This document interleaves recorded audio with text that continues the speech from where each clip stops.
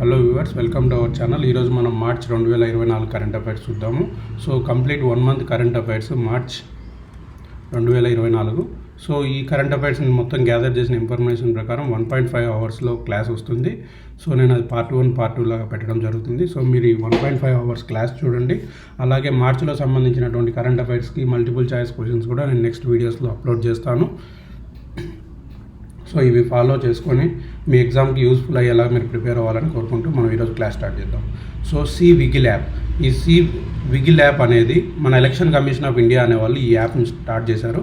So ఈ app యొక్క ముఖ్య ఉద్దేశం ఏంటంటే ఎవరైనా అభ్యర్థులు కానీ ఎవరైనా మన సిటిజన్స్ ఆఫ్ ఇండియా కానీ ఎలక్షన్కు సంబంధించి ఎక్కడైనా హేట్ స్పీచ్ జరగడం కానీ లేదు అంటే ఎలక్షన్కి సంబంధించి అమౌంట్ పంచడము, బెదిరించడము, ఇలాంటివి ఏవైనా misconduct, model of code of conduct అనమాట.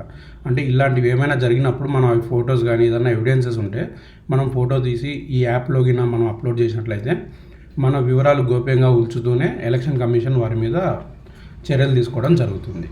సో మనకి ఎగ్జామ్కి ఎలా క్వశ్చన్ ఇస్తారంటే విగిల్ యాప్ దీనికి సంబంధించినది ఆర్టిఫిషియల్ ఇంటెలిజెన్స్ లేకుంటే automation, election commission of India, లేదంటే మనకు నేషనల్ డిజాస్టర్ రెస్పాన్స్ టీమ్, ఇలా డిఫరెంట్ టైప్ ఆఫ్ ఆప్షన్స్ ఇచ్చే అవకాశం ఉంది. కాబట్టి విగిల్ అనే యాప్ ఎలక్షన్ కమిషన్ ఆఫ్ ఇండియాకి సంబంధించింది. అలాగే మన లోక్సభ ఎలక్షన్స్ ఏవైతే జరగబోతున్నాయో కాబట్టి ఎలక్షన్ ఆఫ్ ఇండియాకి సంబంధించిన అన్ని చాలా ఇంపార్టెంట్ అనమాట.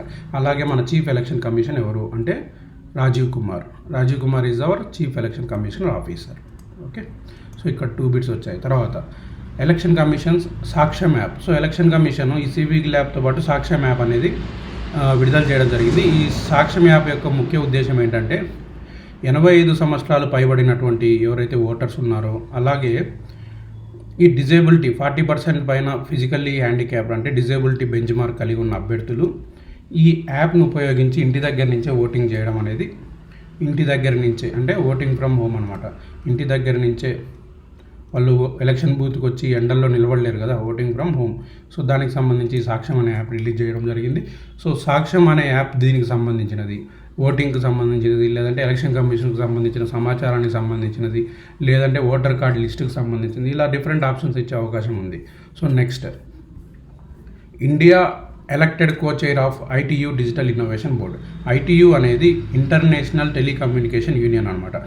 అంటే అంతర్జాతీయంగా టెలికమ్యూనికేషన్కి సంబంధించిన ఒక యూనియన్కి కో-చైర్ పర్సన్గా మన ఇండియన్ అనే అతను సెలెక్ట్ అయ్యాడు. కో-చైర్ పర్సన్ అంటే ఆల్మోస్ట్ ఆల్ చైర్మన్ లాగానే, co-chair like chief minister, deputy chief minister ఉంటారు కదా. సో అలాగా కో-చైర్ పర్సన్గా మన ఇండియాకి సంబంధించిన నీరజ్ మిత్తల్ అనే ఆయన ఎంపిక చేసుకోవడం జరిగింది. సో ఈయన ఇంతకు ముందుగా మన secretary of Indians department of telecommunication అంటే టెలికమ్యూనికేషన్ డిపార్ట్మెంట్కి సెక్రటరీగా పనిచేయడం జరిగింది. అంటే ఈయన ఒక హైయెస్ట్ బ్యూరోక్రాట్ పొజిషన్కి సంబంధించినటువంటి వ్యక్తి. సో నీరజ్ మిత్తల్ అనే అతను ITUకి సంబంధించినటువంటి కో-చైర్మన్ అన్నమాట.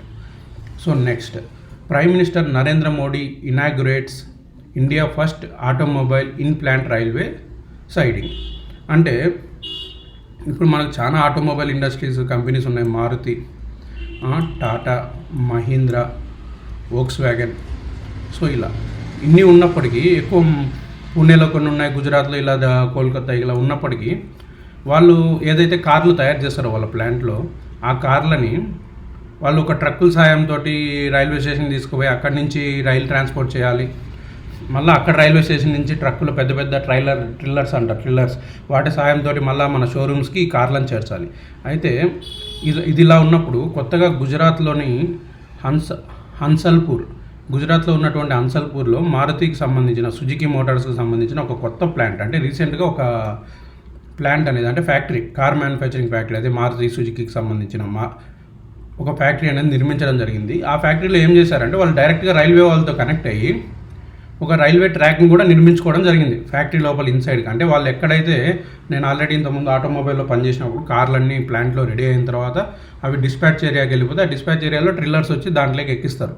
అంటే ఈ కారుకి సంబంధించిన ఇన్వాయిస్ అన్నీ అయిపోయిన తర్వాత ఆ ఎక్కించిన తర్వాత వాళ్ళు నైట్ టైం మన మున్సిపల్ రూల్స్ ప్రకారం నైట్ 10 నుంచి 6 వరకే ఇవి సిటీ లోపల పర్మిషన్ కాబట్టి ఆ టైంలోపు ఎన్ని వీలైతే అన్ని ట్రిల్లర్ మిషన్స్లో లోడ్ అయిన తర్వాత వెళ్ళిపోతాయి అనమాట. సో ఇది ఇలా ఉన్నప్పుడు ఇలాంటివి లేకుండా డైరెక్ట్గా వీళ్ళు రైల్వే ట్రాక్ ప్లాంట్ లోపలికి వేసుకున్నారు కాబట్టి డైరెక్ట్ కార్లు ప్లాంట్లో రెడీ అయిన కార్లు ఆ రైల్వే ట్రైన్ మీద ఎక్కిస్తే అవి తీసుకెళ్ళి దేశంలో ఎక్కడ కావాలంటే అక్కడ జంక్షన్స్ ఉంటాయి కదా, ఆ జంక్షన్స్కి వెళ్ళి అక్కడ వాటిని అన్లోడ్ చేయడము ఇలా జరుగుతుందన్నమాట. అంటే ఇక్కడ ఏం లేదు, డైరెక్ట్ క్వశ్చన్, ఈ కార్ మ్యానుఫ్యాక్చరింగ్ ఫ్యాక్టరీ ఏ ఫ్యాక్టరీలో డైరెక్ట్గా రైలుకు సంబంధించిన ట్రాక్ అంటే ప్లాంట్ రైల్వేస్ సైడింగ్ అనేది ఉంది అని అడుగుతారు. సో ఇప్పుడు ఇలాంటి విషయానికి వచ్చినప్పుడు మనకు మన పవర్ అంటున్నాం, స్టీల్కి సంబంధించిన ఇండస్ట్రీస్ అన్నిటిల్లో ఆల్రెడీ రైల్వే సైడింగ్ ఉంది. ఎందుకంటే స్టీల్ ఎక్కువ బరువు ఉంటుంది కాబట్టి వాళ్ళు ఆల్రెడీ రైల్వే ట్రాక్స్ వేసుకుంటారు. తయారైన స్టీల్స్ ఆ రైలు మీద పెట్టి డైరెక్ట్గా ఆ ట్రైన్ ఆ ఫ్యాక్టరీ నుంచి స్టేషన్కి వచ్చి ఆ తర్వాత మన లోకో పైలట్స్ వాళ్ళు ఎలా చెప్తే అలా సిగ్నల్ ప్రకారం అవి డెస్టినేషన్కి అనేది చేరడం జరుగుతుంది. సో కారుకు సంబంధించిన ఫ్యాక్టరీలో మొదటిసారిగా హన్సాల్పూర్ గుజరాత్లో ఉన్నటువంటి ఈ సుజుకి మోటార్స్లో ఇది రావడం జరిగింది. సో మీరు ఇక్కడ ఇదంతా గుర్తుపెట్టుకోవడం అవసరం లేదు. కార్ మ్యానుఫ్యాక్చరింగ్కి సంబంధించి రైల్వే సైడింగ్ మొదటగా ఏ ఫ్యాక్టరీలో అంటే Suzuki motors Gujarat private limited, Hansalpur Gujarat, ఇంతే. Next, international big cat alliance. ఈ ఇంటర్నేషనల్ బిగ్ క్యాట్ అలయన్స్ యొక్క ప్రధాన కేంద్రం మన ఇండియాలోనే ఉంది. అది ఎక్కడ అనేది ఇంకా అనౌన్స్ చేయలేదు, కాకపోతే దీని హెడ్ క్వార్టర్ వచ్చి ఇండియాలోనే ఉందన్నమాట. So international big cat alliance అంటే ఈ ఏదైతే మన పులులు ఉన్నాయో tiger, lion, leopard, snow leopard, cheetah, jaguar, puma, వీటన్నిటికీ సంబంధించి వాటిని కన్జర్వ్ చేయడానికి అంటే వాటిని మంచిగా ప్రొటెక్ట్ చేయడానికి వాటి గ్రోత్కి సంబంధించిన వాటికి మన క్యాబినెట్ అప్రూవల్ ఇచ్చింది. సో ఒక నేచర్కి సంబంధించిన యానిమల్స్కి సంబంధించిన ఒక ఇనిషియేటివ్ తీసుకొని వచ్చి ఈ ఇంటర్నేషనల్ బిగ్ క్యాట్ అలయన్స్ అని చెప్పి ఇది పెట్టడం, మన ఇండియా వాళ్ళు మన క్యాబినెట్ అప్రూవ్ చేయడం. దాని ప్రధాన కేంద్రం ఇండియా. ప్రస్తుతానికైతే అది ఎక్కడ ఉందనేది మనకు తెలియదు. మేబీ ఢిల్లీలో కానీ ఎక్కడ ఉందో అది రాబోయే కరెంట్ అఫైర్స్లో నేను చెప్తాను. సో ఇప్పటికైతే గుర్తుపెట్టుకోండి, దాని హెడ్ క్వార్టర్ ఇండియా. తర్వాత సిఆర్ఎన్ఐ. సిఆర్ఎన్ఐ అంటే ఎస్హెచ్ఈ అంటే సి అంటే ఉమెన్స్కి సంబంధించిన రీసెర్చ్ నెట్వర్క్ ఇన్ ఇండియా. అయితే ఈ యూనివర్సిటీ గ్రాంట్ కమిషన్ అని చెప్పి ఒకటి ఉంటుంది అనమాట, యూజీసీ. అంటే ఇండియాలో ఉన్నటువంటి టాప్ మోస్ట్ టిపికల్ ఎగ్జామ్స్లో యూజీసీకి సంబంధించిన సీనియర్ రీసెర్చ్ ఫెలోషిప్, జేఆర్ఎఫ్ ఇలా ఉంటాయి. జూనియర్ రీసెర్చ్ అంటే యూనివర్సిటీ గ్రాంట్ కమిషన్. ఎవరైతే బీటెక్ చదివారో వాళ్ళకి ఐడియా ఉంటుంది. ఈ యూనివర్సిటీ గ్రాంట్ కమిషను ఈ ఉమెన్స్ యొక్క రీసెర్చ్ వాళ్ళ యొక్క దీన్ని టాలెంట్ని ఇంప్రూవ్ చేయడానికి సిఆర్ఎన్ఐ అంటే రీసెర్చ్ నెట్వర్క్ ఇన్ ఇండియా అని కొత్తగా ఒక ప్లాట్ఫామ్ తీసుకురావడం జరిగింది, లైబ్రరీ నెట్వర్క్ అనమాట. దీంతో ఉమెన్స్ వాళ్ళు లాగిన్ అయ్యి వాళ్ళ రీసెర్చ్ పేపర్లు షేర్ చేసుకోవడము, ఆల్రెడీ రీసెర్చ్ చేసినటువంటి ఉమెన్స్ తోటి కనెక్ట్ కావడము, సైంటిస్టులతో కనెక్ట్ కావడము, వాళ్ళ యొక్క ఏదైతే రీసెర్చ్ ఐడియాస్ ఉన్నాయో షేర్ చేసుకోవడము, వాళ్ళ నాలెడ్జ్ని ఇంప్రూవ్ చేసుకోవడానికి సంబంధించినటువంటిది. సో ఈ సిఆర్ఎన్ఐ అనేది యూజీసీ కమిషన్, యూనివర్సిటీ గ్రాంట్ కమిషన్కి సంబంధించినది. సో అది ఉమెన్స్కి సంబంధించిన రీసెర్చ్కి సంబంధించిన విషయాలు అనమాట. Next, India becomes the second largest mobile phone producers globally. So దీంట్లో ఎటువంటి ఆశ్చర్యం ఏం లేదు. మొదటగా చైనా, తర్వాత ఇండియా, నెంబర్ 2 వచ్చి ఇండియా. సో మన ఇండియాలో తినడానికి తిండి ఉన్నా లేకుండా అడుక్కునే వాళ్ళ దగ్గర కూడా మొబైల్ ఉంటుంది. సో మన దగ్గర ఎక్కువ ఉంటాయి కాబట్టి ఇక్కడే మ్యానుఫ్యాక్చర్ చేసి ఇక్కడే అమ్ముతారు అనమాట. మిగతావి ఎక్స్పోర్ట్ చేస్తారు. So next, union minister of steel and civil aviation Jyotiraditya M Scindia. So ఈ జ్యోతిరాదిత్య ఎమ్ సిండియా అంటే union minister of steel and civil aviation Jyotiraditya M Scindia virtually inaugurated the Indians green hydrogen plant at Jindal stainless limited, Hisar Haryana. So ఈ హర్యానాలో ఈ green హైడ్రోజన్తో నడిచేటువంటి ప్లాంట్ని అయితే ఏదైతే ఈయన వర్చువల్గా స్టార్ట్ చేయడం జరిగింది. జ్యోతిరాదిత్య సింధియా అంటే ఈ మినిస్టర్ ఎవరు ఓపెన్ చేశారని అడగకపోయినా ఇటీవల మన ఏదైతే ఉందో పర్యావరణానికి సంబంధించినటువంటి ఈ హైడ్రోజన్ తోటి నడిచేటువంటి ప్లాంట్ ఫ్యాక్టరీ ఎక్కడ స్థాపించారు అని కూడా అడగవచ్చు, అది Hisar. Next, Sarbananda Sonowal inaugurates first made in India hashtag approval standard tug design specifications అనమాట. హ్యాష్ట్యాగ్ అంటే సో ASTDS. సో ఈ టగ్ అనేది ఒక టోయింగ్ వెహికల్ అనమాట. ఇప్పుడు మనకు ఎలాగైతే ఒక బస్సు కానీ ఎక్కడన్నా మీకు ఐడియా ఉంటుంది, ఘాట్ రోడ్లలో బంద్ పడిపోవడము, బస్సు కానీ కార్లు కానీ బంద్ అయితే టోయింగ్ వెహికల్ అసిస్ట్ చేస్తుంది కదా, అలాగా ఇది తయారు చేసిన వారు వచ్చి కొచ్చిన్ షిప్పింగ్ యార్డ్ లిమిటెడ్. అయితే ఈ తగ్గు పేరు వచ్చి ocean grace. OCEANGRACE. So pronunciation English చదవని రాని వాళ్ళు తెలుగు మీడియం అభ్యర్థులు నోట్ చేసుకోండి మన వీడియో చూసేటప్పుడే. సో మీరు ఇలాంటి అబ్రివేషన్లు ఇవన్నీ డైరెక్ట్ ఇంగ్లీష్లోనే చదువుకోండి. మీరు ఆప్షన్ చూస్తే ఈజీగా గుర్తుపెడతారు, దాంట్లో పెద్ద ఇబ్బంది ఏమి ఉండదు. సో ఈ తగ్గు పేరు వచ్చి ఓషన్ గ్రేస్, బట్ ఇది మేడ్ ఇన్ ఇండియా, ASTDS. ఈ ASTS అంటే అబ్రివేషన్ అడగకపోవచ్చు, approval standard of tug design specifications అనమాట. ఈ మేడ్ ఇన్ ఇండియా తగ్, దీని పేరు ఓషన్ గ్రేస్. ఇది మన కొచ్చిన్ షిప్ యార్డ్ వాళ్ళు తయారు చేశారు. దీని ఇదేంటంటే ఆ కొచ్చిన్ షిప్ యార్డ్కి కానీ ఏదైనా షిప్ యార్డ్కి వచ్చిపోయే బోట్లకు సాయం చేయడం. కొన్ని హెవీ బోట్స్ ఉంటాయి కదా, అవి డెప్త్ ఎక్కువ ఉండే వాటర్లో ఈజీగా సెయిల్ చేస్తాయి. డెప్త్ తగ్గిపోయిన తర్వాత అది సెయిల్ చేయడం లేదన్నా కష్టంగా ఉన్నా, లేదంటే ఆ ఇంజన్లు పవర్ఫుల్గా ఉంటాయి, అదే స్పీడ్ తోటి వస్తే అది పోర్ట్ దగ్గర ఆగలేకపోయినా, అలాంటప్పుడు ఈ తగ్గు ఏదైతే ఉందో ఈ తగ్గు బోట్ అనేది ఇది హెల్ప్ చేస్తుంది అనమాట. వాటిని టో చేసి తీసుకురావడము, వాటిని పోర్ట్ నుంచి మళ్ళీ సముద్రంలోకి పంపడము, ఇలాంటికి సంబంధించిన. సో మీకు ప్రతి ఒక్క పాయింట్ నేను ఎక్స్ప్లెయిన్ చేయడం జరుగుతుంది. ఏమైనా డౌట్స్ ఉండేవాళ్ళు ఈ పాయింట్కి సంబంధించిన ఏదైనా ఒక వర్డింగ్ నా కామెంట్ సెషన్లో కొట్టినా నేను దాని గురించి మళ్ళీ ఎక్స్ప్లెయిన్ చేస్తాను మీకు. సో ఇందాకే మనం ఏమని చదువుకున్నాము, హైడ్రోజన్ ఫ్యూయల్తో నడిచేటువంటి green hydrogen plant Jindal steel అని చదువుకున్నాం కదా, హిస్సార్లో ఉండేది. అలాగే ప్రైమ్ మినిస్టర్ నరేంద్ర మోడీ ఈ హైడ్రోజన్ ఫ్యూయల్తో నడిచేటువంటి ఫెర్రీ, ఈ ఫెర్రీ అంటే ప్యాసింజర్లను తీసుకుపోయే, అంటే ఇది లగ్జరీ ఫెర్రీ ఇక్కడ చూపించడము. మహేష్ బాబు 1 అనే ఒక మూవీ ఉంది కదా, అలా ఫెర్రీస్ ఉంటాయన్నమాట. 1 అనే మూవీలో ఉండేలాంటి ఫెర్రీస్ అనమాట. ఇది లగ్జరీ ఫెర్రీ, మామూలుగా ప్యాసింజర్ ఫెర్రీలు కూడా ఉంటాయి. సో ఈ ఫెర్రీని మన మోడీ వర్చువల్గా స్టార్ట్ చేయడం జరిగింది. ఇది కూడా హైడ్రోజన్ ఫ్యూయల్ తోటి నడిచేటువంటి ఫెర్రీ అనమాట. సో ఇది కూడా తయారు చేసిన వాళ్ళు Cochin ship yard limited. So ఈ కొచ్చిన్ షిప్ యార్డ్ లిమిటెడ్ ఈ ఫెర్రీని ఏ పోర్ట్లో తయారు చేశారంటే, ఏ పోర్టుకి సంబంధించింది అంటే చిదంబరం. సో చిదంబరం పోర్టుకు సంబంధించినటువంటిది, BO Chidambaram, Tamil Nadu. Okay. Status of leopards in India was recently released by union minister of environment, forest and climate change. అంటే లెపర్డ్స్ ఎన్ని ఉన్నాయి మన ఇండియాలో, వాటి పర్సంటేజ్ ఏంటిది అనేది 2022కు సంబంధించిన రిపోర్టు ఇప్పుడు 2024లో విడుదల చేయడం జరిగింది. కానీ రిపోర్ట్ వచ్చి 2022కు సంబంధించింది. దీని ప్రకారం మన లెపర్డ్స్ శాతం వచ్చి 8% పెరిగింది. అంటే ముందు 12,852 ఉంటే ఇప్పుడు ప్రజెంట్ 13,874 ఉన్నాయన్నమాట. సో అయితే ఇంక్రిమెంట్ ఎంత అయింది, ఇది మనం నిష్పత్తుల గురించి తెలుసుకునేటప్పుడు చూద్దాము. పర్సంటేజ్లు ఎలా క్యాలిక్యులేట్ చేస్తారో 8% పెరిగిందనమాట. అయితే స్టేట్ లెవెల్లో ఏ స్టేట్లో ఎంత పెరిగిందంటే ఫస్ట్లో మధ్యప్రదేశ్ ఉన్నది, సో ఆ తర్వాత మహారాష్ట్ర, ఆ తర్వాత ఇంపార్టెంట్ వచ్చి కర్ణాటక, తమిళనాడు. మన ఏవైతే ఉన్నాయో మన సౌత్ రాష్ట్రాలు కాబట్టి గుర్తుపెట్టుకోండి. ఇది 2nd, 3rd and 4th. Deaf connect, ఈ డెఫ్ కనెక్ట్ అనేది డెఫ్ కనెక్ట్ 2024 అంటే డిఫెన్స్కి సంబంధించినటువంటి ఏదైనా ఆర్టిఫిషియల్ ఇంటెలిజెన్స్ కావచ్చు, ఈ మనకి సంబంధించినటువంటి ఆటోమేషన్ కావచ్చు, ఏదైనా టెక్నాలజీకి సంబంధించిన షేర్ చేసుకోవడం కోసం ఈ డెఫ్ కనెక్ట్ 2024 జరగడం జరిగింది. అది మార్చి 4వ తేదీన న్యూఢిల్లీలో జరిగింది. సో దీని మెయిన్ ఉద్దేశం ఏంటంటే to encourage the indigenous defence innovation. అంటే ఇన్నోవేషన్స్ డిఫెన్స్లో మనకు కావాల్సినటువంటి ఏవైతే కొత్తదనం ఉందో ఇన్నోవేట్ చేసి మన యుద్ధంలో ప్రాణ నష్టాన్ని తగ్గించి మన భారత్ కూడా టెక్నాలజీని వాడుకొని ప్రపంచ దేశాల్లో ఏదైతే హైయెస్ట్గా ఉండే దేశాలకు ధీటుగా మనం ఎలాగైతే సర్జరికల్ స్ట్రైక్స్ చేసామో ఈ పాకిస్తాన్, అసలు పాకిస్తాన్ మనకు శత్రువు లెక్క కిందనే కాదు, ఎందుకంటే జుజుబి అనమాట భారత్ ఉందరు. ఇప్పుడు మనకు అంతో ఇంతో చెప్పుకోదగ్గ శత్రువు, మనకు టఫ్ ఫైట్ ఇచ్చేది ఎవరు అంటే చైనా. ఆ చైనాను కూడా మనం ఆల్రెడీ వియత్నాం తోటి, జపాన్ తోటి మంచి రిలేషన్స్ పెట్టుకొని చైనాను కూడా మనం అక్కడక్కడే అనదొక్కి పెట్టినాము. సో ఏదైతే బీజేపీ వచ్చిన తర్వాత మన ఇంటర్నేషనల్గా ఇండియా పేరు బాగా స్ట్రాంగ్గా ఉందన్నమాట. యూరోప్ వాళ్ళు కానీ ఎవరు మనం ఒక మాట అనే పరిస్థితిలో లేరు. సో మన ఇండియన్ రూపీ కూడా అంతర్జాతీయ కరెన్సీగా ఎదగడం, ఇలాంటి విషయాల్లో బీజేపీ చాలా మంచి పాలసీస్ అనేది ఫాలో కావడం జరుగుతుంది. నెక్స్ట్, ఈ సాహిత్యోత్సవ్ వరల్డ్ లార్జెస్ట్ లిటరరీ ఫెస్టివల్ అనమాట. ఇది మార్చి 11 నుంచి 16 వరకు న్యూఢిల్లీలో జరిగింది. సో ఇది ఎవరు ఆర్గనైజ్ చేశారంటే సాహిత్య అకాడమీ. అంటే ఎవరైతే ఈ రచనలు అవి రాస్తారో వాటికి సంబంధించిన సాహిత్యోత్సవ అవార్డు, దీని ఆర్గనైజేషన్ సాహిత్య అకాడమీ వారు జరిగింది న్యూఢిల్లీలో. సో ఎప్పుడు జరిగింది ఇంత ఏం అడగరు, జస్ట్ ఒక పాయింట్ అట్లా గుర్తుపెట్టుకోండి. Next, INS Jatayu, a new naval base.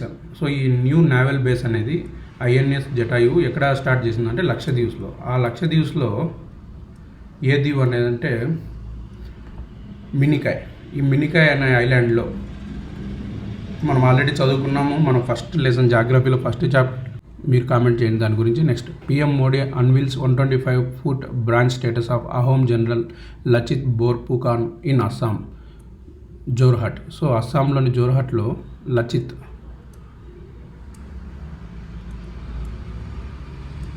Borphukan, ఈ లచిత్ బోర్ఫుకాన్ ఎవరంటే మన అస్సాం రాజు అయినటువంటి అప్పట్లో రాజా రామ్ సింగ్కి మొఘల్కి గొడవ జరిగినప్పుడు ఈ రాజా రామ్ సింగ్ యొక్క జనరల్ అనమాట. సో అహోమ్ జనరల్ అనమాట. ఈ అహోమ్ అనే యొక్క ఏదైతే మిలిటరీ సైన్యం ఉందో దాని జనరల్ ఈయన అప్పుడు మొఘల్ సైన్యాన్ని ఎదుర్కొని వాళ్ళు దీన్ని క్యాప్చర్ చేయకుండా ఆపడం జరిగింది, వీరమరణం పొందడము. సో ఇప్పటికీ వాళ్ళు ఈ యుద్ధం జరిగి 200 ఏళ్ళైనా ఆయన యొక్క వీరోచిత పోరాటాన్ని ఇప్పుడు స్మరించుకుంటూనే ఉంటారు. కాబట్టి మోడీ అక్కడ వచ్చి ఒక బ్రాంజ్ విగ్రహం అనేది అతనిది పెట్టడం జరిగిందనమాట. నెక్స్ట్, ఇప్పుడు గుర్తొచ్చింది నాకు, ఈ 9 degrees ఛానల్ ఏదైతే ఉందో అది మినికాయ్కి, మిగిలిన లక్షద్వీప్స్కి అయితే 8 degrees ఛానల్ మినికాయ్ మరియు లక్షద్వీప్స్ మాల్దీవులు అనమాట. ఈ మాల్దీవులను వేరు చేస్తుంది. సో మనం చదివినది ఎటు పోదు, గుర్తుంటుంది కంపల్సరీ. ఇప్పుడు మీ ముందరే వితిన్ 30 secondsలో గుర్తొచ్చింది. సో మనం కంటిన్యూస్గా సబ్జెక్ట్ తోటి టచ్లో ఉంటే కంపల్సరీ గుర్తుంటాయి అనమాట. Next, prime minister Modi virtually inaugurates. ఇది కూడా వర్చువల్గా అంటే కంప్యూటర్లో స్టార్ట్ చేసిన అనమాట, ఆన్లైన్ నుంచి. Virtually inaugurates Sela tunnel. ఈ సీలా టన్నల్ ఎక్కడ ఉంది అంటే అరుణాచల్ ప్రదేశ్లో ఉన్నటువంటి తవాంగ్ డిస్టిక్లో ఉంది. ఇది బార్డర్ రోడ్ ఆర్గనైజేషన్ వాళ్ళు అనేవాళ్ళు దీన్ని నిర్మించడం జరిగింది. ఇది 1300 ఫీట్ల హైట్లో ఉంటుంది అనమాట. సో నెక్స్ట్, ఈ కిసాన్ ఉపజ్ నిధి. ఈ కిసాన్ ఉపజ్ నిధి ఏంటంటే మన warehouse development regulator authority WDRA ఉంది కదా. సో ఎవరైనా రైతులు వాళ్ళు పండించిన పంటకు రేట్ లేనప్పుడు ఆ వేర్ హౌసెస్లో పెట్టుకుంటే వాళ్ళకి 7% ఇంట్రెస్ట్ పర్ యానం, అలా 6 months వరకు పెట్టుకునేలాగా. సో ఇది ఎప్పటి నుంచి ఉన్నా కూడా అది యూటిలైజ్ చేసుకోవడానికి సరైన డిజిటల్ ప్లాట్ఫామ్ లేదు. కాబట్టి ఈ కిసాన్ ఉపజ్ నిధి, ఈ డిజిటల్ గేట్వే అనేది స్టార్ట్ చేయడం జరిగిందనమాట. ఈ కిసాన్ ఉపజ్ నిధి వల్ల అడ్వాంటేజ్ ఏంటంటే మన రైతులు ఏదైనా పంటకు లేకుండా ఒక 6 months పెట్టుకుంటే వాళ్ళకు కొంత అమౌంట్ ఇస్తారు. ఆ సరుకు పెట్టుకుని అమౌంట్ ఇవ్వడం జరుగుతుంది 7% ఇంట్రెస్ట్ తోటి. దాంతో ఇంకొక పొలం వేసుకోవచ్చు, రేట్ వస్తానే దాన్ని అమ్ముకోవచ్చు అనమాట. అది డిపెండ్స్. సో అది ఈ కిసాన్ ఉపజ్ నిధి దేనికి సంబంధించిందంటే వేర్ హౌస్ డెవలప్మెంట్ రెగ్యులేటరీ అథారిటీకి సంబంధించినటువంటిది. Next, India's first under water metro train ఎక్కడ స్టార్ట్ అయిందంటే కోల్కతాలో స్టార్ట్ అయింది. అది ప్రైమ్ మినిస్టర్ మోడీ ఇనాగ్రేట్ చేయడం జరిగింది. సో ఈ టన్నల్ లెంత్ వచ్చి 4.8 kilometers అనమాట.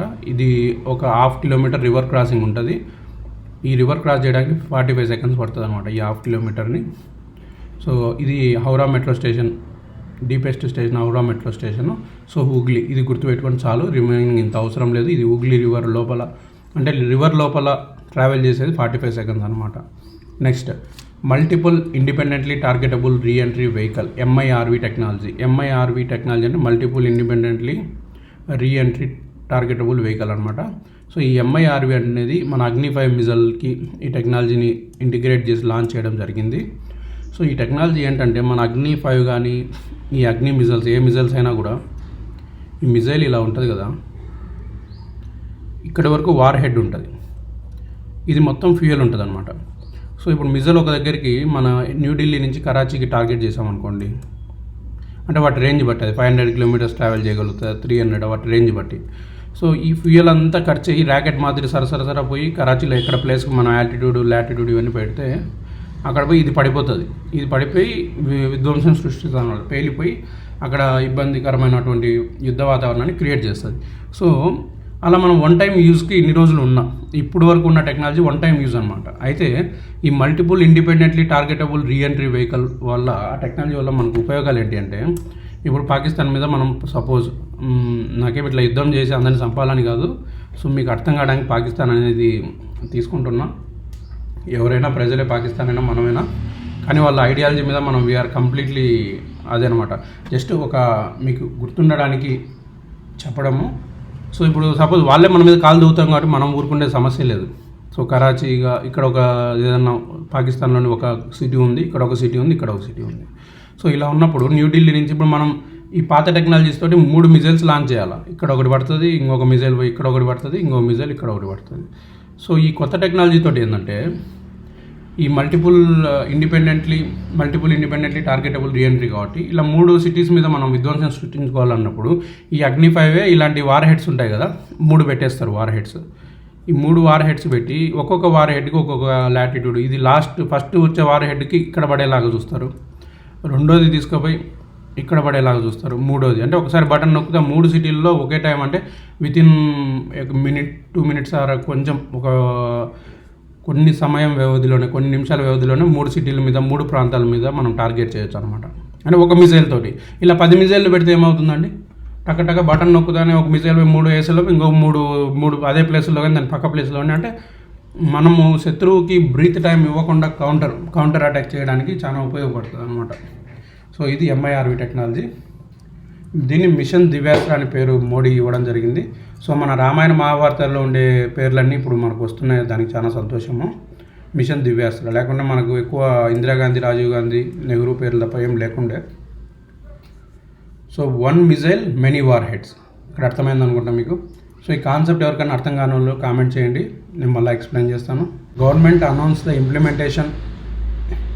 సో ఈ CAA యాక్ట్ గురించి మీకు తెలుసు. CAA యాక్ట్ అంటే పాకిస్తాను, బంగ్లాదేశ్, ఆఫ్ఘనిస్తాన్ నుంచి 2014 డిసెంబర్ 31 వచ్చినటువంటి హిందూస్ ఎవరైనా ఉన్నా, అంటే నాన్ ముస్లిం ఎవరైనా ఇండియాలో ఉంటే వాళ్ళ సిటిజన్షిప్ ఇచ్చేస్తారు అనమాట, నాన్ ముస్లిం. సో నాన్ ముస్లింకి ఎందుకు ఇస్తున్నారు, దీని మీద బీజేపీకి కూడా కాంట్రవర్సీ రావడం జరిగింది. అక్కడ ఈ 3 దేశాల్లో ముస్లిమ్స్ మెజారిటీ కాబట్టి వాళ్ళు ఎక్కడైనా అక్కడ బతికేస్తారు ఈజీగా. సో ఇండియాకి అక్కడ ఏమైనా ఇబ్బందులు పడుతూ ముస్లిమ్స్ ద్వారా మన హిందువులు కానీ నాన్ ముస్లిం ఎవరైనా వచ్చి ఇండియాకి వచ్చి సెటిల్ అయితే వాళ్ళకి ఇండియా ఆశ్రయం ఇవ్వడం జరుగుతుంది. సో ఇది ఏం స్ట్రాటజీ అంటే కాంగ్రెస్కి ఆపోజిట్ స్ట్రాటజీ. కాంగ్రెస్ ఏంటంటే ముస్లిమ్స్కి ఇట్లా ఫేవర్గా చేయడం వల్ల, ఇలా ఉండడం వల్ల వాళ్ళు ఎక్కువ మైగ్రెంట్స్ వచ్చి మన ఇండియాలో బంగ్లాదేశ్ వాళ్ళు, పాకిస్తాన్ వాళ్ళు సెటిల్ కావడము, ఈ ఢిల్లీలో అల్లర్లు చేయడము ఇలాంటివి జరుగుతాయి అనమాట, పాకిస్తాన్ జెండా పట్టుకొని తిరగడము. సో వాటిని అణచివేయడానికి మన బీజేపీ తీసుకున్న స్టెప్ ఇది. లేకుంటే మన ఇండియాలో ఉంటూ ఇండియా ఆధార్ కార్డు వాడుకుంటూ ఇండియాలో అన్నీ చేస్తూ పాకిస్తాన్కి గెలిస్తే పాకిస్తాన్ జెండా పట్టుకొని తిరగడం ఏంటండి. అది ఏంటంటే మన శరీరంలో ఎక్కడైనా ఒక దగ్గర క్యాన్సర్ గడ్డ ఉందంటే నా శరీరము, నా కాలు, నా చెయ్యి ఆ గడ్డనేం చేయొద్దండి అని కాదు, తీసుకుపోయి కరెంట్ పెట్టి పీకేస్తారు కదా, సేమ్ అలాగనే చేయాలి. సో అదనమాట బీజేపీ ఏదైతే ఇంప్లిమెంట్ చేస్తుందో. సో మనం ఎక్కువ రాజకీయాలకు పోకుండా ఇక్కడ ఇట్లా అంటే మనకు దాని గురించి మీకు కాన్సెప్ట్ ఇంపార్టెంట్. చూడండి మనకు యాజ్ ఎ గవర్నమెంట్ ఎంప్లాయీ మీరు న్యూట్రల్గా ఉండాలి ఎప్పుడైనా, మీరు కాబోయే గవర్నమెంట్ ఎంప్లాయీస్ కాబట్టి. కానీ అన్ని స్ట్రాటజీస్ తెలుసుకోవడం ఇంపార్టెంట్. న్యూట్రల్గా లేదంటే ఇప్పుడు ఫోన్ ట్యాపింగ్ కేసులో లోపల ఉన్నారు కదా చాలామంది, అలా అవుతుంది position. Next, Modi witness the exercise Bharat Shakti. అంటే మోడీని తీసుకుపోయి పోఖ్రాన్, రాజస్థాన్లో ఉన్నటువంటి పోఖ్రాన్లో మన వాళ్ళు భారత్ శక్తి అంటే త్రివిధ దళాలు ఉంటాయి కదా, ఎయిర్, వాటర్ అండ్ నార్మల్ మన ఎర్త్, భూమి మీద ఉండే డిఫెన్స్, ఈ 3 మిలిటరీ వాళ్ళు తీసుకుపోయి మన దగ్గర ఉండే శక్తులు మొత్తం మోడీకి ఒకసారి రిప్రజెంట్ చేయడం జరిగింది. సో ఇలా ఎందుకు చేస్తారంటే మన ప్రధానమంత్రికి మన దగ్గర ఇన్ని శక్తులు ఉన్నాయని చూపించడంతో పాటు మిగతా దేశాల్లో ఇంకా వంద మనకంటే ఎక్కువ ఉంటే దాని గురించి కూడా వివరిస్తే ఏదన్నా మన బడ్జెట్లో ఇంకా వంద డిఫెన్స్ బడ్జెట్ పెంచుకుంటూ మన భారతదేశాన్ని స్ట్రాంగ్గా చేయడం అనేది ముఖ్య ఉద్దేశం. So exercise Bharat Shakti held in Pokhran. Next, so 1 nation 1 election report submitted to the president Droupadi Murmu. అంటే ఇది ప్రెసిడెంట్ ద్రౌపది ముర్ముకి ఎవరు సబ్మిట్ చేశారు, 1 నేషన్ 1 ఎలక్షన్కి chaired by president ex president Ramnath Kovind అనమాట. ఈ 1 నేషన్ 1 అంటే ఒకేసారి దేశంలో అసెంబ్లీ, పార్లమెంట్ ఎలక్షన్ జరగాలనే ఈ కమిటీకి చైర్మన్ ఎవరు అంటే రామ్నాథ్ కోవింద్. దాని యొక్క రిపోర్టు ప్రెసిడెంట్కి సమర్పించడం జరిగింది. Next, world air quality report. అంటే పొల్యూటెడ్ దేశాల గురించి సంబంధించినటువంటి ఎయిర్ క్వాలిటీ, అంటే ఏ దేశంలో ఎంత ఎయిర్ క్వాలిటీ ఉందనే రిపోర్ట్ వచ్చిందనమాట. మన India has been identified the world 3rd most polluted country అనమాట. So India 3rd most polluted అయితే ఫస్ట్, సెకండ్ ఎవరు, ఓకే మన బ్రదర్సే అనమాట. First Bangladesh, second Pakistan. అంటే ఇది మనం సంతోషపడాల్సిన విషయం కాదు, 3rd ఇండియా. సో ఈ పొల్యూషన్ని తగ్గించడానికి గవర్నమెంట్ శతవిధాలుగా ప్రయత్నం చేస్తుంది.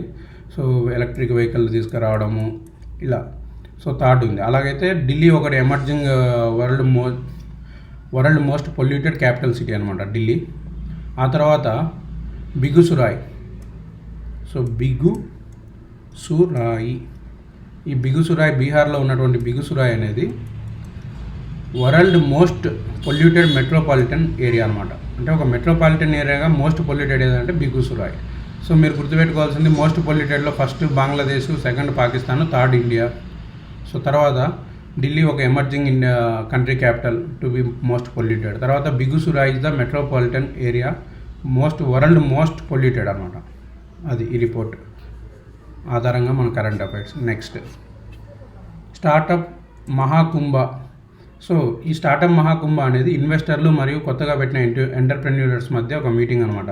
ఈ ఎంటర్ప్రెన్యూర్స్ వాళ్ళ కంపెనీస్ గురించి ఎక్స్ప్లెయిన్ చేయడము, ఆ కంపెనీస్కి ఫ్యూచర్లో గ్రోత్ ఉందనుకుంటే ఇన్వెస్టర్లు దాంట్లో షేర్లు కొనడం, ఇలా సంబంధించింది జరుగుతుంది. సో ఇది ఎక్కడ జరిగిందంటే ఢిల్లీలో జరిగింది. సో ఇక్కడ మీరు గుర్తుపెట్టుకోవాల్సింది startup Maha Kumbh is related to what. So it is just startup ఇండియాకి సంబంధించింది అనుకోండి. ఇంకా మన ఎంటర్ప్రెన్యూర్స్ కొత్తగా పెట్టిన వాళ్ళు, స్టార్టప్ వాళ్ళు చెప్పడం, దానికి ఇన్వెస్టర్స్కి మరియు ఎంటర్ప్రెన్యూర్స్కి మధ్య జరిగినటువంటి ఈ మీట్ అనమాట. ఇది ఢిల్లీలో జరిగింది. తర్వాత Nayab Saini takes oath as chief minister of Haryana. So హర్యానాకి చీఫ్ మినిస్టర్గా నాయబ్ సైని అనే అతను ఓత్ తీసుకోవడం జరిగింది, అంటే ప్రమాణ స్వీకారం చేయడం జరిగింది. సో ఈయన ఏ పార్టీకి సంబంధించిన వ్యక్తి, ఈ వివరాలు మీరు నాకు కామెంట్ సెక్షన్లో తెలపండి, గూగుల్ చేయండి, తెలుసుకుంటారు. నెక్స్ట్ నేను ఇది ఎక్స్ప్లెయిన్ చేయగలను, కానీ ఇట్లా చేసుకుని మనకు టైం ఎక్కువ వేస్ట్ అవుతుంది. ఒకే వీడియో 2 hours అట్లుంటే మన అభ్యర్థులు ఇంత అని చదవరు. అభ్యర్థులకు కూడా టైం చాలా ఇంపార్టెంట్ కదా. సో కాబట్టి కొంతమంది తెలియని వాళ్ళు గూగుల్ చేయండి. గూగుల్ చేయడం వల్ల మీకు కూడా తెలుస్తుంది అంశాన్ని ఎలా గూగుల్ చేసి రాబట్టుకోవాలనేది. Next ISRO successfully carried out landing experiment of reusable launching vehicle RLV Pushpak. So ఈ RLV పుష్పక్ అనమాట. ఈ టెస్టింగ్ ఎక్కడ చేశారంటే ఏరోనాటికల్ టెస్టింగ్ రేంజ్ కర్ణాటక. అయితే ఈ RLV గురించి చెప్పే ముందు మీకు అందరికీ తెలుసు PSLV polar satellite launching vehicle, GSLV geo synchronous satellite launching vehicle. So ఈ వెహికల్స్ ఏం చేస్తాయంటే, ఇది ర్యాకెట్, దీని లోపల శాటిలైట్ ఉంటుంది అనమాట. మన తిరిగే శాటిలైట్ ఏదో ఉంటుందో అది ఉంటుంది. ఆ తర్వాత ఇది మొత్తం 3 stages ఇంజన్ ఉంటుంది.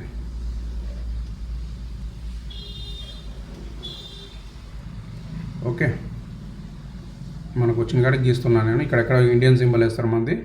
ఓకే, ఇస్రో సింబల్ ఒక దగ్గర ఉంటుంది. ఇది మన ర్యాకెట్. అయితే మనకు ఇక్కడ ఎన్నైనా మనము మన యొక్క లాంచింగ్ వెహికల్ కెపాసిటీ బట్టి మనము ర్యాకెట్ని పైకి పంపించవచ్చు అనమాట. సో అలా పంపిస్తున్న విధానంలో మనం ఏం చేస్తామంటే, ఇది ఏదైతే ఉందో మన ఈ లాంచింగ్ వెహికల్ PSLV ఉందో, సపోజ్ దీన్ని PSLV అనుకుందాం.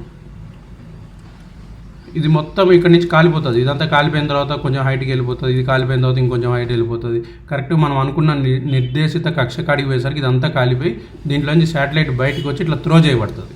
త్రో చేయబడిన తర్వాత అక్కడ శూన్యంలో ఎంతతోటి త్రో చేయబడుతుందో స్పీడు, ఇంకా అదే స్పీడ్ తోటి శాటిలైట్ తిరుగుతూ ఉంటుంది. దాన్ని సౌర పలకల సహాయంతో విద్యుత్ తీసుకొని ఇంకా తిరుగుతూ ఉంటుంది భూమి చుట్టూరు అనమాట. ఇది కాన్సెప్ట్. అయితే ఇదంతా వన్ టైం యూజ్కి వెళ్ళిపోయింది కదా, వేస్ట్ అయిపోయింది కదా.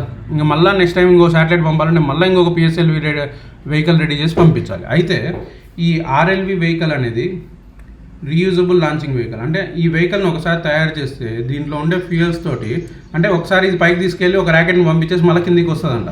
అట్లా 2 to 3 times అని చెప్తున్నారు. ఇది సక్సెస్ అయితే మనం ఇప్పుడు చంద్రయాన్ 3 సక్సెస్ అయ్యి మనము వరల్డ్ వైడ్ ఎంత ఫేమస్ అయ్యామో, అగైన్ మన ఇండియా పేరు వరల్డ్ మొత్తం మన BBC అందరూ మళ్ళీ అనుకునే రేంజ్లో, ఒకప్పుడు ఆవులు కట్టేసుకోవడానికి మీరు పనికి వస్తారు, శాటిలైట్లు పంపించలేరు అన్నోళ్ళే నోరు ఎల్లబెట్టుకుంటూ మన కాడికి వస్తారు, మీ RLVతో మా శాటిలైట్లు పంపించండి. ఎందుకంటే ఒకే లాంచింగ్ వెహికల్తో 3 times పంపిస్తున్నామంటే మనకు సింపుల్ క్యాలిక్యులేషన్,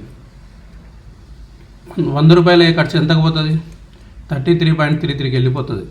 సో మనం ఇంత తక్కువ ఖర్చుతో పంపిస్తుంటే వాళ్ళు ఎందుకు డబ్బులు వేస్ట్ చేసుకుంటారు? మా శాటిలైట్ని కూడా మీరే పంపించండి మనతోటి టైఅప్ పెట్టుకుంటారు. సో అలాంటప్పుడు మన ఇంటర్నేషనల్ డీల్ కానీ మన యొక్క సైంటిఫిక్ ఏదైతే ఉందో దాని ఇమేజ్ బాగా పెరగడం అనేది జరుగుతుంది. సో అది మీరు గుర్తుపెట్టుకోవాల్సింది RLV. So reusable launching vehicle, దాని పేరు పుష్పక్. ఇది మర్చిపోయాను నేను, దాని పేరు ఆల్రెడీ చెప్పాను కూడా, పుష్పక్. సో చూసారా మన పుష్పక విమానం గుర్తుంది కదా, అంటే ఎంతమంది కూర్చున్నా ఒకరు కూర్చునే స్పేస్ ఉంటుంది, అది పుష్పక విమానం. సో మన రామాయణ మహాభారతంలో పేర్లే వస్తాయి అన్నీ, పుష్పక్ అదనమాట. సో ఇది అర్థమైంది అనుకుంటే, అర్థం కాని వాళ్ళు జస్ట్ ఏదో ఒక టర్మ్ నాకు కామెంట్ సెక్షన్లో చెప్తే దాని గురించి మళ్ళీ ఎక్స్ప్లెయిన్ చేస్తాను నేను. తర్వాత Bharat Biotech starts clinical trials of tuberculosis vaccine MTBVAC. అంటే ఈ ఎంటీబీవీఎస్సీ ఈజ్ ద ఫస్ట్ ట్యూబర్క్లోసిస్, అంటే ఇండియాలో ట్యూబర్క్లోసిస్కి సంబంధించిన, అంటే ట్యూబర్క్లోసిస్ అంటే మీకు అందరికి ఇప్పుడే గుర్తు రావాలి, ఊపిరితిత్తులు మనం పీల్చుకునేటప్పుడు చిన్న చిన్న ఇట్లా మన స్పాంజ్ లాగా ఉండే ఊపిరితిత్తులకి ఎయిర్ వెళ్తుంది కదా, ఆ చిన్న చిన్న గాలి రంధ్రాలని ట్యూబర్క్లోసిస్ అంటారు. దానికి సంబంధించిన వ్యాక్సిన్ని భారత్ బయోటెక్ వాళ్ళు క్లినికల్ ట్రయల్ స్టార్ట్ చేశారు. ఆ వ్యాక్సిన్ పేరు ఎంటీబీవీఎస్సీ అనమాట.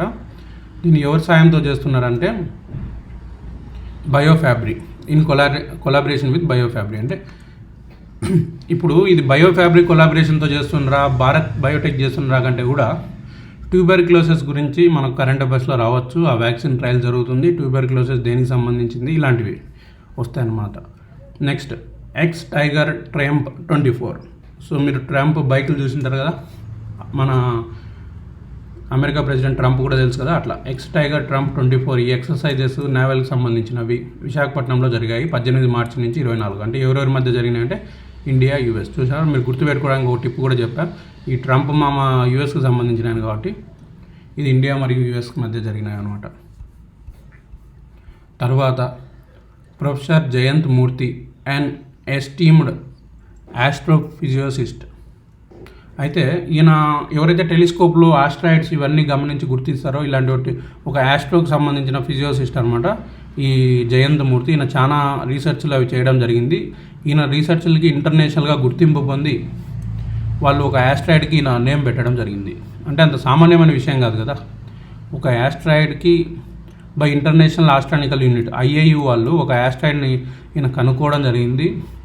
సో ఈయన ఆస్ట్రాయిడ్ని కనుక్కోవడం కాదు, ఈయన చేసిన చాలా రీసెర్చ్లకి ఆయన గౌరవంగా ఒక ఆస్ట్రాయిడ్ నెంబర్ వచ్చి 215884 ఆ ఆస్ట్రాయిడ్కి ఈయన పేరు పెట్టడం జరిగింది. కాబట్టి ఇది ఇంటర్నేషనల్ ఆస్ట్రానికల్ యూనిట్ వాళ్ళు మన యొక్క ప్రొఫెసర్ని అలా గౌరవించడం అనేది ఇండియాకి ఒక మంచి పేరు అనమాట. Next Nimmu Padam Darcha road between Ladakh and Himachal Pradesh. So లదాఖ్కి మరియు హిమాచల్ ప్రదేశ్కి ఆల్రెడీ కొన్ని సొరంగ మార్గాల ద్వారా రోడ్డు ఉంది. ఇప్పుడు కొత్తగా నిమ్ము పదం దర్చా, సో ఈ రోడ్ అనేది వేయడం జరిగింది, గుర్తుపెట్టుకోవాలి. ఇప్పుడు లదాఖ్కి హిమాచల్ ప్రదేశ్కి కొత్తగా ఈ 3 ప్రాంతాలను కలుపుతూ నిమ్ము పదం దర్చాని కలుపుతూ రోడ్ అనేది వేయడం జరిగింది అనమాట. నెక్స్ట్ డ్రోన్ మ్యానుఫ్యాక్చరర్ కంపెనీ గరుడ ఎయిర్. సో చూసారా, ఇక్కడ కూడా గరుడ వెంకటేశ్వర స్వామి వాహనం అనమాట. సో గరుడ ఏరోస్పేస్ అంటే గరుడ అంటే పైన ఎగిరేదే కదా. So drone manufacturing company Garuda aerospace recently launched border patrol surveillance drone. అంటే దీని పేరు ఏం పేరు అంటే త్రిశూల్. అంటే ఈ త్రిశూల్ ఏం చేస్తుంది, మన త్రిశూలము. సో BRO బార్డర్, మన పాకిస్తాన్ బార్డరు, ఇట్లా పాక్ ఇండియా ఇటు బంగ్లాదేశ్, ఈ బార్డర్లో ఈ డ్రోన్ పైన ఎగురుతూ మన బార్డర్కి సంబంధించిన సెక్యూరిటీ సర్వేలెన్స్ అంటే కెమెరా అనమాట. ఎవరైనా ఏమైనా యాక్టివిటీస్ జరుగుతున్నాయా, ముష్కరులు ఏమైనా ఎంటర్ అవుతున్నారా. సో ఈ గరుడ ఏరోస్పేస్ అనేది డ్రోన్లను తయారు చేసే కంపెనీ అనమాట, మ్యానుఫ్యాక్చరింగ్ కంపెనీ. ఈ త్రిశూల్ అని అడుగుతారు. త్రిశూల్ అంటే ఏంది? It's a drone to surveillance the border between India and other countries and border countries అట్లా చెప్పొచ్చు.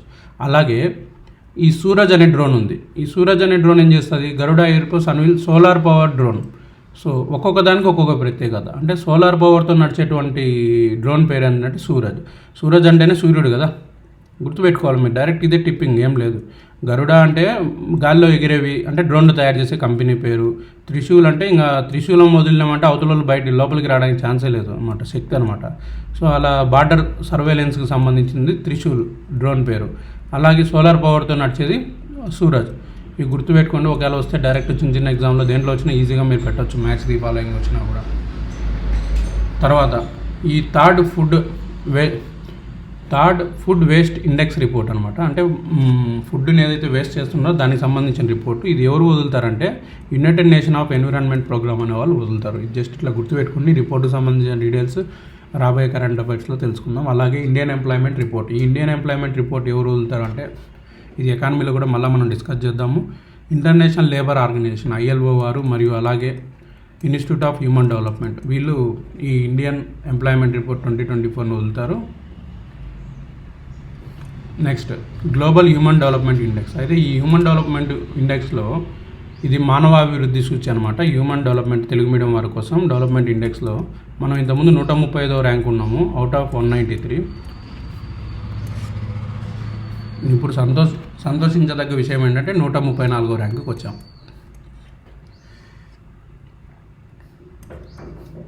ఇలా మనం తగ్గుతూ పోతున్నామంటే మనం డెవలప్ అవుతున్నట్టు అర్థం.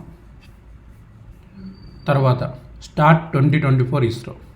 అంటే స్టార్ట్ అంటే ఏం లేదు, space science and technology awareness training అనమాట. Space science technology awareness training అంటే ఇప్పుడు ఈ space science and technology awareness training ఇవన్నీ ఎందుకు జరుగుతున్నాయంటే, ఎప్పుడైతే మనం చంద్రయాన్ 3లో సక్సెస్ అయ్యామో మన ప్రపంచం మొత్తం మన ఇస్రో మీదకి, మన భారత్ మీదకి చూడడం జరిగింది. అయితే మన ఇండియన్స్ మెంటాలిటీ ఎలా ఉంటుంది, పిల్లగాడు పుట్టిండు అనుకో, సపోజ్ ఇప్పుడు ఈవెన్ నాకు బాబు ఉన్నాడు, బాబు 2 years బాబు, మన పుడితేనే మన మెంటాలిటీ ఎట్లుంటుంది, ఒకటి ఎంపీసీనా బైపీసీనా, నారాయణనా చైతన్యనా, నెక్స్ట్ ఆ తర్వాత ఇంజనీర్, ఈ పక్క ఎంబీబీఎస్, ఆ తర్వాత ఇంజనీర్ చేస్తాడు, డిఫరెంట్ స్పెషలైజేషన్ చేసిన తర్వాత సాఫ్ట్వేర్, లాస్ట్కి ఎంబీబీఎస్ అవుతాడు, కొంచెం తెలివి ఉండేవాడు అయితే గోల్డ్ మెడల్ అన్నీ కొట్టుకొని, కొంతమంది డేర్ ఉండేవాళ్ళు ఓన్గా క్లినిక్ పెడతారు, లేని వాళ్ళు మల్టీ స్పెషాలిటీ హాస్పిటల్లో పనిచేస్తారు. అంటే ఇక్కడ ఎంటర్ప్రెన్యూర్షిప్ అనేది మన ఇండియాలో లేదనమాట, మనకు తెలిసిన దావులు ఇవే. సో మనం బ్లైండ్గా అవే దావులు ఫాలో అవుతాం. అంటే కొంతమంది పేరెంట్స్ డేర్ చేసి మీరు చదువుకోకండి గవర్నమెంట్ జాబ్స్ కానీ, కొంతమంది డేర్ చేసి మనకి అగ్రికల్చర్ ఫార్మా చదివించడము, కొంతమంది మేము ఎంబీబీఎస్ చదవాలి, పశువులకు కూడా డాక్టరే కదా, ఏదైతే ఏముంది నీ life quality of life enjoy చేయి. కొంతమంది మన సైన్స్ అండ్ రీసెర్చ్ కూడా ఉంది దానికి వెళ్ళు, అంటే ఇప్పుడు గొప్ప గొప్ప చదువులు చదువుకో, రీసెర్చ్ ఇస్రోలో పనిచేసుకో, కొంతమంది కొన్ని ఇలాంటి డిఆర్డిఓలో పనిచేయడం, అంటే కొంతమందికి కొన్ని అవకాశాలు దొరకడము, గైడెన్స్ ఇవన్నీ ఇంపార్టెంట్. జస్ట్ నేను ఎగ్జాంపుల్ చెప్తున్నా. సో ఇలా జనాలకు ఒక అవేర్నెస్ రావాలి, అంటే స్పేస్ సైన్స్ టెక్నాలజీ అంటే ఏంది, ఇలాంటి అవేర్నెస్. ఆ టెక్నాలజీలోకి మనము ఇస్రోలో జాబ్ కొట్టాలంటే ఏం చేయాలి, లేదంటే ఇలాంటి ప్రైవేట్ కంపెనీస్, నాట్ ఓన్లీ ఇస్రోకి కొన్ని డివైజెస్ సప్లై చేసే స్పేస్కి సంబంధించిన ప్రైవేట్ కంపెనీస్ కూడా ఉంటాయి. సో అలాంటి కంపెనీస్లో జాబ్ రావాలంటే ఏం చేయాలి, సో ఇలాంటివి అనమాట. Training programme called start is available online undergraduate and అంటే ఇది యూజీ మరియు పీజీ స్టూడెంట్స్కి అనమాట. ఎవరికైతే స్పేస్ గురించి ఇంట్రెస్ట్ ఉందో, లేకపోతే ఇంట్రెస్ట్ తెచ్చుకోవాలనుకుంటున్నారో వాళ్ళకి సంబంధించినటువంటి ప్రోగ్రామ్ స్టార్ట్ 2024 అనేది.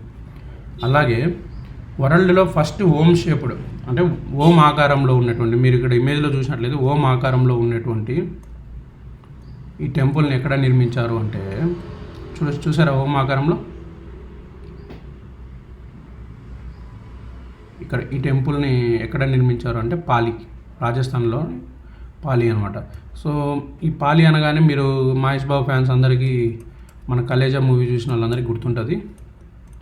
సో నేను సినిమా పేర్లు చెప్తున్నాను ఏమనుకోకండి, నాకు కూడా టక్కుననే చదివేటప్పుడు ఇవే గుర్తొస్తాయి. కొన్ని బాగుండే సినిమాలు 2-3 సార్లు చూస్తాం కదా మనము. సో ఎందుకంటే మనం ఇండియాలో ఉండే ఈవెన్ ఒక కోస్టల్ ఆంధ్ర అభ్యర్థిగా రాయలసీమలో ఉండే అన్ని పేర్లు తెలియదు, రాయలసీమ వాళ్ళు తెలంగాణలో ఉండే అన్ని ఊర్ల పేర్లు తెలియదు.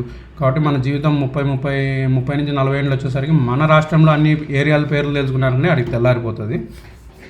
సో ఈ చిన్న జీవితంలో మిగతా రాష్ట్రాలు వాటి ఊర్ల పేర్లు తెలుసుకోవాలంటే కొంచెం నాలెడ్జ్ రావాలి. నాలెడ్జ్ అంటే ఇంకా వేరే వాటి నుంచి నాలెడ్జ్, సినిమాలు చూసేటప్పుడు కొన్ని క్యాపిటల్ సిటీస్ ఇలా మనం చదువుకునేటప్పుడు కానీ అట్లా జస్ట్ ఎంటర్టైన్మెంటే, దాని నుంచి కూడా కుదిరితే మనం సబ్జెక్ట్ అనేది నేర్చుకోవాలి. నెక్స్ట్ అలా అని చెప్పి చదివేది మానేసి కంటిన్యూస్గా సినిమాలు చూడకండి, మళ్ళీ నేనేదో మిమ్మల్ని రాంగ్ గైడెన్స్ ఇచ్చినట్లు ఉంటుంది. సో నెక్స్ట్ జస్ట్ ఇది మీకు ఏంటంటే కంటిన్యూస్గా కరెంట్ అఫైర్స్ చెప్తే బోర్ కొడుతుందని మధ్యలో ఇట్లా కొంచెం టైంపాస్. నెక్స్ట్ ఇప్పుడు ఐఐటి గౌహతి అనే వాళ్ళు successfully transfer the pioneering India first swine fever vaccine అనమాట ఈ టెక్నాలజీ. అయితే స్వైన్ ఫీవర్ వ్యాక్సిన్ టెక్నాలజీని ఏదైతే డెవలప్ చేశారో ఐఐటి గౌహతి వాళ్ళు, అది బయోమెడ్ వాళ్ళకి ట్రాన్స్ఫర్ చేశారు. ఈ టెక్నాలజీని వాడుకొని మీరే దీనికి సంబంధించిన వ్యాక్సిన్లు ప్రొడ్యూస్ వేయండి అని చెప్పి. సో అది ఏ ఐఐటి అంటే IIT Guwahati. Next India recently applied international seabed authority, అంటే ఐఎస్బిఏ అంటే ఏంటిది ఇలా కూడా అడగొచ్చు క్వశ్చన్. ఇంటర్నేషనల్ సీబెడ్ అథారిటీ అంటే సముద్రపు మట్టం ఉంటుంది కదా, అంటే బావిలో పూడు ఉంటుంది కదా, అంటే లోపలికి వెళ్ళిన తర్వాత సీబెడ్ ఉంటుంది కదా, వాళ్ళకి అప్లై చేశారు. ఏమనంటే ఇక్కడ మన ఇది ఇండియా కదా, ఇక్కడ ఒక ప్లేస్ ఉంటుంది, శ్రీలంక కంటే కింద ఒక ప్లేస్ ఉంటుంది. ఆ ప్లేస్ పేరు అఫనాసి నిక్తిన్ సీ మౌంట్ అని గుర్తుపెట్టుకోండి. అఫనాసి నిక్తిన్ సీ మౌంట్ అంటే ఇక్కడ మనం రీసెర్చ్లు చేయడానికి, ఎక్స్ప్లోర్ చేయడానికి ఆ సీబెడ్కి వెళ్ళి మేము పని చేసుకుంటాము ఇండియన్ ఓషన్లో అని చెప్పి ఈ ఇంటర్నేషనల్ సీబెడ్ అథారిటీకి అప్లై చేసుకోవడం జరిగింది.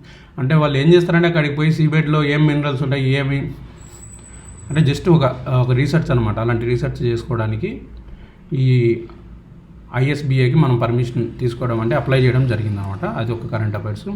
ఈ ఐరిస్ అనేది ఒక ఆర్టిఫిషియల్ ఇంటెలిజెన్స్కి సంబంధించిన మేడం అనమాట. ఇది ఇక్కడ ఉంది మేడము, అంటే ఏమో రోబోట్ లాంటిది. ఇప్పుడు స్టూడెంట్ పోయి మేడం నాకు ఈ క్లాస్ చెప్పండి హలో అంటే మనం హలో అనేదానికి హలో అని చెప్పడము.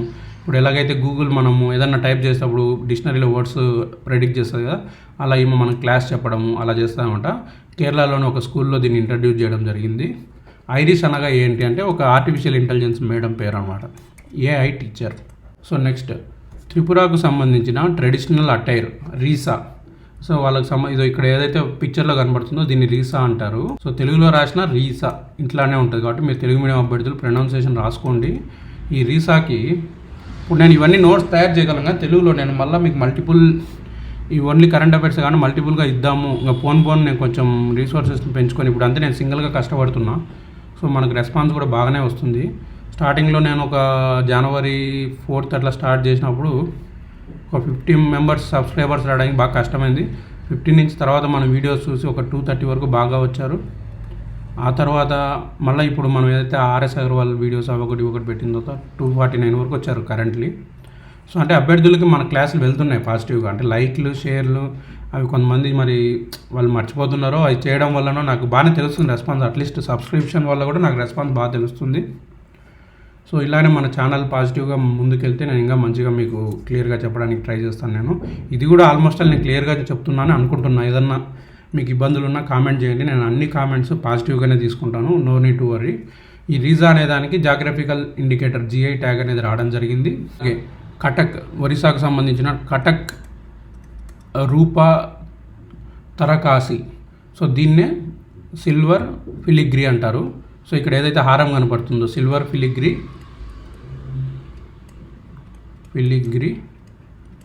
లేదంటే కటక్ రూపా, అంటే కటక్ అంటే ఊరి పేరు, కటక్ రూపా తరకాసి. దీనికి కూడా జాగ్రఫికల్ ఇండికేటర్ అనేది రావడం జరిగింది, GI ట్యాగ్. గుర్తుపెట్టుకోండి ఈ రెండింటికి. సో ఒరిస్సా మరియు త్రిపురకు సంబంధించిన ట్రెడిషనల్ వాటికి రావడం జరిగింది. అలాగే మన ఎవరైతే సైంటిస్టులు కొత్తగా కనుక్కున్నటువంటి న్యూలీ డిస్కవర్డ్ అంటే కొత్తగా కనుక్కున్నటువంటి మెరైన్ స్పీసెస్, అంటే ఒక సముద్రంలో ఉన్న ఒక స్పీస్ కొత్తగా కనుక్కోవడం జరిగింది. హెడ్ షీల్డ్ అంటే ఏదో ఒక మెరైన్కి సంబంధించిన ఏదో ఉంటుంది కదా జంతువు, దాని యొక్క head shield sea slug with ruby red spot. అంటే ఈ షీల్డ్ ఉంది కదా, దాని ఒక తల భాగం అనమాట, ఏదో ఒక సముద్ర జంతువుది. దానికి ఇక్కడ రెడ్గా ఒక మార్క్ ఉంటుంది అనమాట, చూసారా? హెడ్ షీల్డ్ సీ స్లగ్ అంటే జంతువు పేరు, slug with red ruby spot discovered along the Coast of west Bengal and Orissa. ఇక్కడ ఏదైతే మనకు ఇక్కడ వెస్ట్ బెంగాల్, ఇక్కడ ఒరిస్సా కోస్ట్ ఉందో ఇక్కడ కనుక్కోవడం జరిగింది. అక్కడ కనుక్కున్న తర్వాత ఒరిస్సా నుంచి మనకు ఎవరైతే ద్రౌపది ముర్ము అక్కడి నుంచి ప్రెసిడెంట్ అయింది కాబట్టి ఆమెకు గౌరవార్థంగా దానికి మెలనో చామి ద్రౌపది అని పేరు పెట్టడం జరిగింది. మెలనో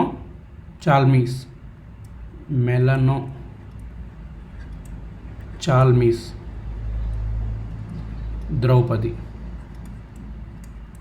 ఓకే, ఇదనమాట దాని పేరు ఇక్కడ ఉంది. సో ఆ ద్రౌపది ముర్ముకు ఒక గౌరవార్థకంగా ఆ పేరు పెట్టడం జరిగింది. సో నెక్స్ట్ అతిథి స్కీమ్. ఈ అతిథి స్కీమ్ దేనికి? సో ఈ అతిథి స్కీమ్ వచ్చి to promote innovations in critical and strategic defence technologies అనమాట. సో ఈ అతిథి స్కీమ్ అంటే మీకు ఆల్రెడీ డెఫ్ కనెక్ట్ 2024 ఎందుకు జరిగిందని చెప్పా కదా, ఇన్నోవేషన్స్ ఇన్ డిజిటల్ డిఫెన్స్లో అని చెప్పి న్యూఢిల్లీలో జరిగిందని చెప్పి మాట్లాడుకున్నాం కదా. సో దానికి సంబంధించి ఈ అతిథి స్కీమ్ అనేది గవర్నమెంట్ తీసుకురావడం జరిగింది. ఈ అతిథి స్కీమ్ దేనికి సంబంధించిందంటే to promote innovations and critical strategic defence technologies అనమాట. So next Sadanand Vasant Date. ఈయన కొత్తగా NIA నేషనల్ ఇంటెలిజెన్స్ అకాడమీకి సంబంధించిన నేషనల్ ఇంటెలిజెన్స్ ఏజెన్సీకి సంబంధించినటువంటి చీఫ్ అనమాట సదానంద్. ఇక్కడ మీకు ఫోటోలో కనిపిస్తుంటాడు సదానంద్ వసంత్ దాతే. అలాగే పీయూష్ ఆనంద్ NDRF అంటే national disaster response force. So Piyush Anand అనే తను NDRFకి హెడ్గా, అంటే చైర్పర్సన్ కావచ్చు, దాంట్లో ఏదైతే హైయెస్ట్ పోస్ట్ ఉందో దానికి ఈ పీయూష్ ఆనంద్. సో ఈ పేర్లు గుర్తుపెట్టుకోండి, వీటిని అపాయింట్మెంట్స్ అంటారు. Next Rajiv Kumar appointed as BPR and D chief, అంటే bureau of police research and development. So ఈ bureau of police research and డెవలప్మెంట్లో ఏం జరుగుతుందంటే రాజీవ్ కుమార్ అనే అతను అపాయింట్ చేయడం జరిగింది. ఇక్కడ ఏం జరుగుతుందంటే నేరగాళ్ళ యొక్క మానసిక స్థితి ఎలా ఉంటుంది, దాని నుంచి పోలీసులు రీసెర్చ్ చేసి అలా జరగకుండా ఉండాలంటే ఏమేమి టెక్నాలజీస్ తీసుకురావాలి, మనం పట్టుకోవాలంటే ఏం చేయాలి, ఇలా ఒక బ్యూరో అనమాట, ఇంటెలిజెన్స్ బ్యూరో లాగా ఇది ఒక bureau of police research and డెవలప్మెంట్కి రాజీవ్ కుమార్ అనే ఆయన అపాయింట్ అయ్యాడు. సో అలాగే sub inspector Suman Kumari, so ఈమెకు రికార్డు సాధించిందన్నమాట. ఈ సుమన్ కుమారి అనే ఆమె బార్డర్ సెక్యూరిటీ ఫోర్స్లో ఫస్ట్ ఫీమేల్ స్నైపర్. సో బీఎస్ఎఫ్కు సంబంధించినటువంటి ఫస్ట్ ఫీమేల్ స్నైపర్. అంటే తెలుసు కదా, పెద్ద గన్ ఉంటుంది, చాలా పెద్ద, ఇలా ఇది బ్యారెల్ చాలా పెద్దగా ఉంటుంది, కిలోమీటర్ 2 కిలోమీటర్లు 3 కిలోమీటర్లు.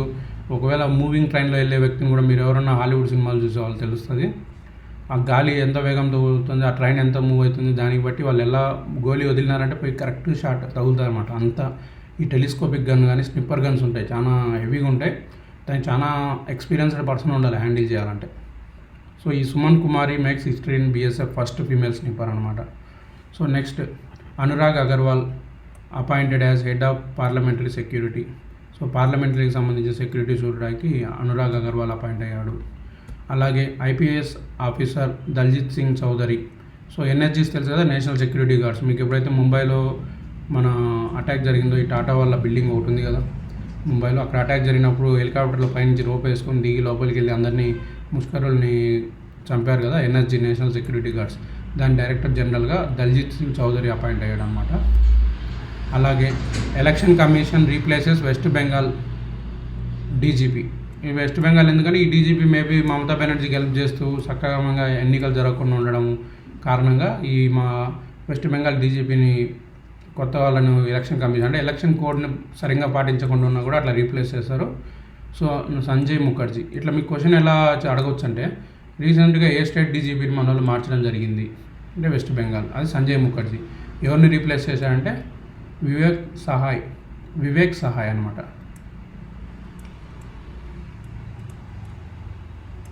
వివేక్ సహాయ్ని రీప్లేస్ చేయడం జరిగింది. అలాగే Devendra Jhajharia became the new president of para Olympics అనమాట. పారా ఒలింపిక్స్ ఎందుకు జరుగుతాయి మీకు అందరికీ తెలుసు. సో ఇన్ని రోజులు ఒక పొలిటికల్ మెంబరు ఇలాంటి వాటికి బోర్డు మెంబర్గా ఉండేవాళ్ళు, అలాంటిది మన స్పోర్ట్స్ పర్సన్ని ప్రెసిడెంట్గా చేయడం పారా ఒలింపిక్స్కి అదొక స్పోర్ట్స్ వాళ్ళకు కొత్త ఉత్సాహాన్ని ఇస్తుంది. దేవేంద్ర జజారియా. సో ఈయన ఏ స్పోర్ట్స్కి సంబంధించిన వాడు, తెలిసిన వాళ్ళు తెలిసినా తెలియకుండా నా కామెంట్ సెక్షన్లో మెన్షన్ చేయండి, నేను మళ్ళీ కావాలంటే మీకు సపరేట్ వీడియో పెడతాను.